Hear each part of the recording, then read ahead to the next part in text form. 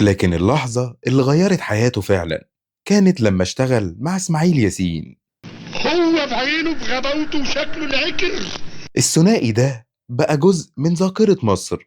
إسماعيل ياسين يعمل المصيبة من هنا، والشاويش عطية يحاول يسيطر على الدنيا، وفي النص الناس بتموت من الضحك. التركيبة دي كانت ناجحة جدا، وكانوا اتنين متفاهمين قدام الكاميرا وورا الكاميرا. ومع الوقت الشخصية دي نجحت بشكل مرعب، لدرجة إن ناس كتير نسيت اسمه الحقيقي. بس عندي ليك سؤال، تخيل أفلام إسماعيل ياسين من غير الشاويش عطية. تخيل المشاهد دي من غير رياض الأصابجي. برورم، شغلتك على المدفع برورم. غريبة صح؟ ودي نقطة ناس كتير ما بتفكرش فيها. الراجل ده أثبت إن الفن مش بطل واحد، الفيلم الحقيقي هو شغل جماعي.